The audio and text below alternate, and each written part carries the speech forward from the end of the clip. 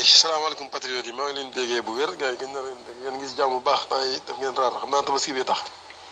waaye nag tabaski bi dafa tar de waaye dafa tar lool lool lool lool lool yàlla yombalal affaire yëpp rek quoi yàlla wayefal lépp quoi waaw à part daal ñi wetal Macky Sall ñi des ñëpp yàlla yombalal mbir ñi wetal Macky Sall nag moom yàlla bu ñu am xar ku ci nekk daal foo na jo nga fi na joo nekk rek te nguur teg la ko rek yàlla yokk waaw fi na goo nekk te insuste wala loo fi na joo mën a doon joo nekk rek te loo xam ne nii maanaam état am na ci wàll wala am na ci benn responsabilité yàlla yokk waaw maa ngi di siyaar waaw gis nga waa ji moom xawma Abdou Karim Sall tudd xawma ak sama Ndiobène Ka xawma waaye nag ñoom ñëpp boo déggee qu'est-ce comment ça sonne rek di nga xam lu tax ñu nekk président lu tax ñu nekk ministre quoi mais kii ku ko gën a yabaate gën ko manque de respect amul ci àdduna kii bu doon réew mu normal ba mu demee jëlug moket taxaw ci naan day roosee garab rek ki lañ koy jële ci nguur waaw moom dem na sax moom léegi ba jàpp ne moom ay dàllam boo xuma la jëm moom de waaye ay dàllam a gën garab si bi kooku nu muy nekkee ministre de l'environnement nan la koy nekkee nan lay nekkee ministre de l'environnement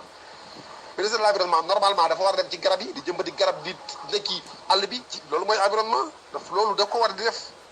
def nga jombale sa bopp say daal jombale nga ko suuf ba bari nga bëgg a nekk ministre de l'environnement wala dañu yaakaar ne ministre moom mooy ku ne ci bureau di yëri kayit ak génne rek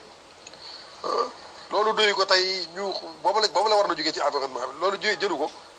loolu doyu ko mu xëyaat suba jël ay kéwél ray leen ñuy wax ko muy yoxoo yi kenn xamul waaw waaye lii yëpp rek dafay wane ne maanaam ñi jiite réew mi ni ñu manqué de respect sénégalais yi rek maanaam sénégalais yi la ñu manque respect boo xam ne kenn mës a gis loolu ci àdduna